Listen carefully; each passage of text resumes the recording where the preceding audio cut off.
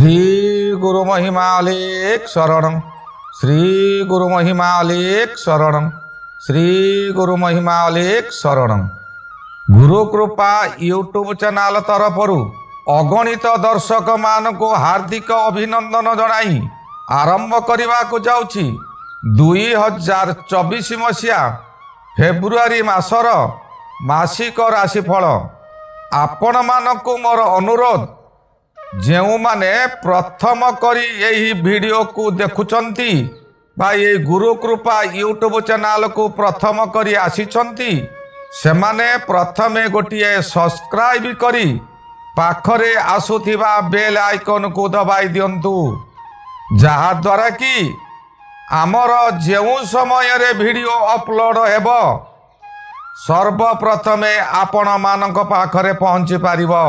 यही वीडियो रे अशुभ ग्रहर प्रतिकार मान अति सरल उपाय रे कुआ जाइछि। सेही नियम मान पालन कले अशुभ ग्रह माने शुभ फल परिणत करदेवे। आसंतु एबे जानिबा मकर राशिर 2024 मसीहा फेब्रुआरी मासरे मासिक राशिफल विषय। मकर राशि राशि चक्रर दशम राशि। यही राशि सौरमंडलर 270 डिग्री ठारू 300 डिग्री मध्य अवस्थित। यही राशि 3 गोटी नक्षत्र को नहीं गठित। प्रथम नक्षत्रटी उत्तराषाढ़ा नक्षत्र। यही नक्षत्रटी मकर राशि रे 10 डिग्री पर्यंत भोग हुए। यही नक्षत्रर पूर्व 3 डिग्री 20 धनु राशि रे थाए। मकर राशि यही नक्षत्र रे प्रवेश मात्रे देश रे बहु शुभ कर्म मान बंद हो जाए। यही नक्षत्र रे जदि कौनसी व्यक्ति गृह कार्य करती तेबे ताहा अग्नि रे भस्मीभूत हो जाए। यही नक्षत्रर अधिपति रवि महाग्रह और मकर राशि रे मंगल महाग्रह स्व उच्च स्थान, उभय अग्नि जातीय ग्रह। यही नक्षत्र जात व्यक्ति प्रबल क्रोधी होइथांती। यार परवर्ती नक्षत्र श्रवणा नक्षत्र। श्रवणा नक्षत्रर अधिपति चंद्र महादशा और श्रवणा नक्षत्र बानर जातीय। एणु यही नक्षत्र जात व्यक्ति सर्वदा नेतृत्व नहीं थांती। बानर तांको दल रे जेपरी जणे दलपति थाए और से सर्वदा वृक्षर सर्वाग्रे बसी चतुर्दिग को निरीक्षण करे। ये नक्षत्र जात व्यक्ति मध्य सर्वदा चतुर थांती। शत्रु को करायत करिवार शक्ति एमानंकर थाए। शत्रु को दूररु देखी निजे माया हस हसी तांक निकटरे उपस्थित हुअंती और शत्रु भाबी निये जे ये शरण पशिगला। किंतु जीवन रे केबे हेले श्रवणा नक्षत्र व्यक्ति शरण पसंदी नाही। परवर्ती नक्षत्र धनिष्ठा नक्षत्र। धनिष्ठा नक्षत्रर अधिपति मंगल महादशा और मकर राशि रे मंगल स्व उच्च स्थान। पुणी धनिष्ठा नक्षत्र अधिपति सिंह। एणु यही नक्षत्र जात व्यक्ति प्रबल प्रतापी होइथांती। एमाने भारी हिंस्र, कथा कथा के प्रबल रागी जाइथांती। निजको निजे महाशक्तिमान भावी गर्वरे चल प्रचल करिथांती। मकर राशिर शुभ अंक 1, 3, 2, 9। अशुभ अंक 4, 5 और 8। बुधवार, शुक्रवार और शनिवार मकर राशि सकाशे शुभ बार। अशुभ बार मंगलवार। मेष लग्न, मिथुन लग्न, सिंह लग्न और मकर लग्न। यही लग्न जात व्यक्ति सहित भल मिलन हुए। घात बार मंगलवार। घात तिथि द्वादशी तिथि। घात नक्षत्र रोहिणी नक्षत्र। घात चंद्र हेला सिंह चंद्र। घात ग्रह मकर राशि सकाशे रवि, चंद्र और मंगल। रवि ग्रह जन्मरु द्वितीय को जिबे, संपूर्ण अशुभ फल मिलिबो। मंगल ग्रह मध्य जन्मरु द्वितीय को जिबे, ये ग्रह मध्य संपूर्ण अशुभ फल। बुध जन्मरु द्वितीय को जिबे, ଶେଷ ଭାଗଟି ଶୁଭ। ବୃହସ୍ପତି ଚତୁର୍ଥରେ ଅଶୁଭ। ଶୁକ୍ର ଦ୍ୱାଦଶରୁ ଜନ୍ମ ଅତି ଶୁଭ। ଶନି ଦ୍ୱିତୀୟରେ ଅଶୁଭ। ରାହୁ ତୃତୀୟରେ ସତ୍କର୍ମର ଫଳ ମିଳିବ। କେତୁ ନବମରେ ବିଭ୍ରାନ୍ତିକର କରିଦେବ। ଫେବୃଆରୀ ମାସ ଆରମ୍ଭରୁ ଶେଷ ପର୍ଯ୍ୟନ୍ତ ରବି ଗ୍ରହ ଅଶୁଭ ଅଛନ୍ତି। ଏଣୁ ଅଶୁଭ ଫଳ ସମ୍ପୂର୍ଣ୍ଣ ଦେବାରେ ରବି ମହାଗ୍ରହ ମଧ୍ୟ ଅସମର୍ଥ ଅଛନ୍ତି। ମାସର 13 ତାରିଖ ପର୍ଯ୍ୟନ୍ତ ଅଶୁଭ ଫଳରୁ କମ ମାତ୍ରା ମିଳିବ। ଏହି ସମୟ ମଧ୍ୟରେ ଆପଣ ନିଜ କ୍ରୋଧକୁ ନିୟନ୍ତ୍ରଣ କରନ୍ତୁ। ଯେତେ ବାଧାବିଘ୍ନ ଆସିଲେ ମଧ୍ୟ ଆପଣ କେବେ ବିଚଳିତ ହୁଅନ୍ତୁ ନାହିଁ। ଆପଣଙ୍କୁ ପ୍ରତ୍ୟେକ କାମରେ ଭୟ ଲାଗିବ, କିନ୍ତୁ ଭୟ ନ କରି ପ୍ରଭୁ ପାଦରେ ଲୟ ରଖନ୍ତୁ। ବହୁ ସ୍ଥାନକୁ ଭ୍ରମଣ ଯୋଗ ରହୁଛି। ଯିବେ ଯଦି ଅଯଥା ଖର୍ଚ୍ଚ କରନ୍ତୁ ନାହିଁ, ପଶ୍ଚାନ୍ତରେ ବିପଦରେ ପଡ଼ିବେ। 14 ତାରିଖ ଠାରୁ ଆପଣଙ୍କ ରାଶିକୁ ରବି ଦ୍ୱିତୀୟ ହେବେ। ପିତା ଓ ପୁତ୍ର ଏକତ୍ର ଗୋଟିଏ ରାଶିରେ ଏକତ୍ର ହେଉଥିବା ସ୍ଥଳେ ରବିଙ୍କର ଅଧିକ ଶକ୍ତି ବଢିଯିବ। କାହିଁକି ନା ସେ ପୁଅ ପାଖରେ ରହିଛନ୍ତି। ଏହି ସମୟରେ ରବି ମକର ରାଶି ପକ୍ଷେ ଅଶୁଭ ଥିବାରୁ ଏହା ସମ୍ପୂର୍ଣ୍ଣ ଅଶୁଭ ଫଳ ଦେବେ। ଆପଣଙ୍କର ଏହି ସମୟରେ ଚକ୍ଷୁ ପୀଡ଼ା ହେବ। ଆପଣଙ୍କର ପୂର୍ବରୁ ହେଉଥିବା ଆୟ ସମ୍ପୂର୍ଣ୍ଣ ରୂପେ ବନ୍ଦ ହୋଇଯିବ। ଆୟ ନ ଥାଇ ମଧ୍ୟ ଏହି ସମୟରେ ବହୁ ବ୍ୟୟଭାର ସହିବାକୁ ପଡ଼ିବ।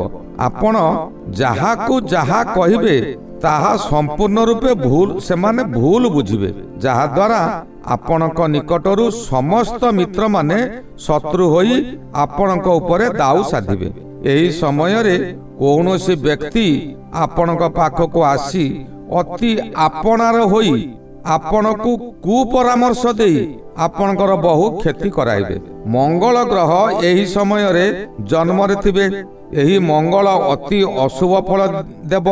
ଆପଣଙ୍କର ପରିସ୍ଥିତି ଏପରି ହେବ ଯେ ସାମୁଦ୍ରିକ ଜୀବ ଅକ୍ଟୋପାସ ଯେପରି ତାର ଶତ୍ରୁକୁ କିମ୍ବା ଆହାରକୁ ଜାବୁଡ଼ି ଧରିଥାଏ, ଯେତେ ଚେଷ୍ଟା କଲେ ମଧ୍ୟ ତା କବଳରୁ ବାହାରି ପାରେ ନାହିଁ, ସେହିପରି ଆପଣଙ୍କର ହେବ। ଶତ୍ରୁ ମିତ୍ର ପରିବାର ଲୋକ ସମସ୍ତେ ଚତୁର୍ଦିଗରୁ ଆପଣଙ୍କୁ ଘେରିଯିବେ। ଆପଣଙ୍କୁ ଅଣନିଶ୍ୱାସୀ କରି ପକାଇବେ। ଆପଣଙ୍କୁ ଏହି ସମୟରେ ପ୍ରବଳ ବ୍ୟାଧି ପ୍ରବେଶ କରିବ, ଯାହାଦ୍ୱାରା କି ଆପଣ କିଂ କର୍ତ୍ତବ୍ୟ ମୂଢ଼ ହୋଇଯିବେ। ଆପଣ ପୁରା ଅସ୍ଥିର ହୋଇପଡ଼ିବେ। ଆପଣ ଏହି ସମୟରେ କିଛି ବି ଭୁଲ କର୍ମ କରିଦେଇ ପାରନ୍ତି। ମାନସିକ ଦୁର୍ଘଟଣା ସହିତ ଯାନବାହନ ଦୁର୍ଘଟଣା ମଧ୍ୟ ଘଟିପାରେ। ଏତେ ବିପଦ ଓ ଯାନ ଦୁର୍ଘଟଣାରୁ ବର୍ତ୍ତିବା ସକାଶେ କୌଣସି ଗରିବ ଅସହାୟ ବ୍ୟକ୍ତିଙ୍କୁ ରକ୍ତଦାନ କରିଦିଅନ୍ତୁ। ଏହି ସବୁ ବିପଦରୁ ଅର୍ଦ୍ଧେକ କମ ହେଇଯିବ। ବୁଧ ଗ୍ରହ ମଧ୍ୟ ଜନ୍ମରେ ଥାଇ 20 ତାରିଖ ପର୍ଯ୍ୟନ୍ତ ଅଶୁଭ କରାଇବ। 20 ତାରିଖ ଦ୍ୱିତୀୟକୁ ଗମନ କରିବେ। 20 ତାରିଖ ପର୍ଯ୍ୟନ୍ତ ଅଶୁଭ ରହିବ। 20 ତାରିଖରେ ଦ୍ୱିତୀୟକୁ ଗମନ କରିବେ।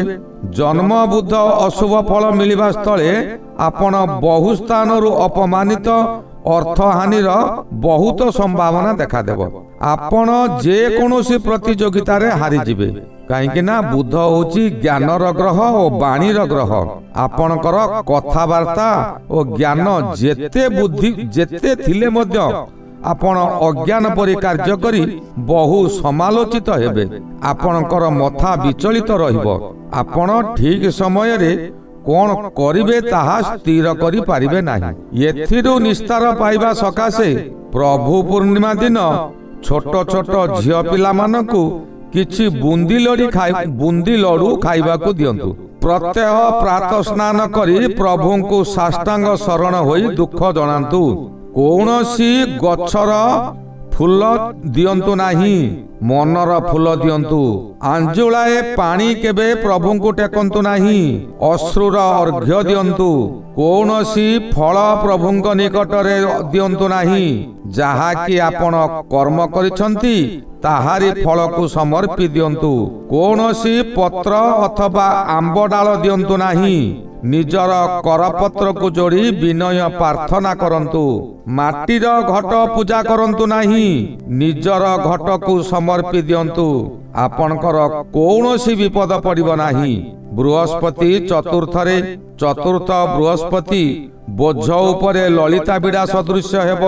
ଯେଉଁ ଡାଳ ଧରିବେ ସେ ଡାଳ ଭାଙ୍ଗିବ। ଖାଲି ଦୁର୍ନାମର ବୋଝ ମୁଣ୍ଡାଇବେ। ପଞ୍ଚାକ୍ଷର ମନ୍ତ୍ର ଜପ ନ କରି ଷଢ଼ାକ୍ଷର ମନ୍ତ୍ର ଜପ କରନ୍ତୁ, ଆପଣ ତ୍ରାହି ପାଇଯିବେ। ଶନି ମହାଗ୍ରହ ଦ୍ୱିତୀୟରେ ଅଛନ୍ତି।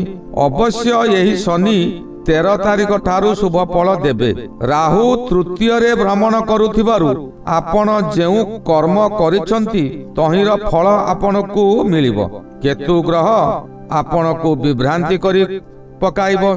ଏକମାତ୍ର ଶୁକ୍ର ଗ୍ରହ ଆପଣଙ୍କ ସପକ୍ଷରେ ଅଛନ୍ତି, କିନ୍ତୁ ତାହା ଅନ୍ୟ 7 ଗୋଟି ଗ୍ରହର ଅଶୁଭ ଫଳ ସ୍ଥାନରେ ତାହାଙ୍କର କିଛି ପ୍ରଭାବ ପଡ଼ିବ ନାହିଁ। ବରଂ କୌଣସି ନାରୀ ହୋଇଥିଲେ ପୁରୁଷ ଦ୍ୱାରା ଓ ପୁରୁଷ ହୋଇଥିଲେ ନାରୀ ଦ୍ୱାରା ଅପମାନିତ ହେବେ ଓ ନିନ୍ଦା ପାଇବେ। ଏବେ ଜାଣିବା କେଉଁ ତାରିଖରେ କେଉଁ ଫଳ ମିଳିବ। ଫେବୃଆରୀ ମାସର 1 ତାରିଖ ଆପଣ ଧର୍ମ କାର୍ଯ୍ୟରେ ମନ ଦେବେ। 2 ତାରିଖ କର୍ମରେ ଅଗ୍ରଗତି କରିବେ। 3 ତାରିଖରେ ପ୍ରଶଂସା ପ୍ରାପ୍ତି ପାଇବେ। 4 ତାରିଖରେ ଆପଣଙ୍କର ଆଶା ପୂରଣ ହେବ। 5 ତାରିଖରେ ବହୁ ଦିନର ଆଶା ପୂରଣ ହେବାକୁ ଯାଉଛି। 6 ତାରିଖରେ ବିବାଦ ଦେଖାଦେବ। ଏହି ଦିନ ଘାତ ବାର ଅଛି। 7 ତାରିଖରେ ଅର୍ଥ କାରବାରରେ ଅଶୁଭ ହେବ ଓ ଘାତ ତିଥି ମଧ୍ୟ। 8 ତାରିଖ କଳହର ସୂତ୍ରପାତ। 9 ତାରିଖରେ ଶ୍ରୀଚନ୍ଦ୍ର। 10 ତାରିଖରେ ଦିବା 12 ଘଣ୍ଟା ଠାରୁ ଆପଣ ବିଚଳିତ ରହିବେ। 11 ତାରିଖ ପରିବାରରେ ବିରୋଧ। 12 ତାରିଖରେ କଳହ। 13 ତାରିଖ ଘାତବାର। 14 ତାରିଖରେ ଆପଣଙ୍କର ମନର ବଳ ବଢ଼ିବ। 15 ତାରିଖ ଅଶୁଭ ଦିନଟିଏ। 16 ତାରିଖରେ ପରିବାରରେ ମାତୃଙ୍କର ପୀଡ଼ା ହୋଇପାରେ। 17 ତାରିଖ ଆପଣଙ୍କ ପରିବାର ଭିତରେ କୌଣସି ବିଭ୍ରାଟ ଦେଖାଦେବ। 18 ତାରିଖ ଘାତ ନକ୍ଷତ୍ର। 19 ତାରିଖରେ ଶତ୍ରୁ ହାନି ହେବେ। 20 ତାରିଖ ଆପଣଙ୍କର ଘାତବାର, କିଛି ଅଶୁଭ ଫଳ ମିଳିବ। 21 ତାରିଖରେ ଘାତ ତିଥି, ଶରୀରରେ ଆଘାତ ଲାଗିପାରେ। 22 ତାରିଖରେ ଗୁରୁ ପୁଷ୍ୟା ଯୋଗ, ଏହା ଏକ ଶୁଭ ଯୋଗ। 23 ତାରିଖ ବିଶ୍ୱ ପ୍ରସିଦ୍ଧ ଜୋରନ୍ଦା ମେଳା। 24 ତାରିଖରେ ଅଷ୍ଟମ ଚନ୍ଦ୍ର ଓ ଘାତ ଚନ୍ଦ୍ର, ଅତି ସାବଧାନ ହୋଇ ରୁହନ୍ତୁ। 25 ତାରିଖରେ ଆଘାତ ପ୍ରାପ୍ତି ହେବ। 26 ତାରିଖ ଅତି ଶୁଭ ଦିନଟିଏ। 27 ତାରିଖରେ ପୂଜା ପାଠରେ ବାଧା ଆସିବ ଓ ଏହା ଘାତ ବାର ମଧ୍ୟ ଅଛି। 28 ତାରିଖରେ ଶୁଭ ଫଳ ମିଳିବ। 29 ତାରିଖ କର୍ମରେ ଆପଣଙ୍କୁ ଆନନ୍ଦ ମିଳିବ। ଏହି ଗଲା 2024 ମସିହା ଫେବୃଆରୀ ମାସର ମାସିକ ରାଶିଫଳ, ମକର ରାଶିର ମାସିକ ରାଶିଫଳ। ଏହାର ପରବର୍ତ୍ତୀ ଅଧ୍ୟାୟରେ କୁମ୍ଭ ରାଶି ବିଷୟରେ ଆଲୋଚନା କରିବା। ଶ୍ରୀ ଗୁରୁ ମହିମା ଅଲେଖ ଶରଣ। ଶ୍ରୀ ଗୁରୁ ମହିମା ଅଲେଖ ଶରଣ। ଶ୍ରୀ ଗୁରୁ ମହିମା ଅଲେଖ ଶରଣ।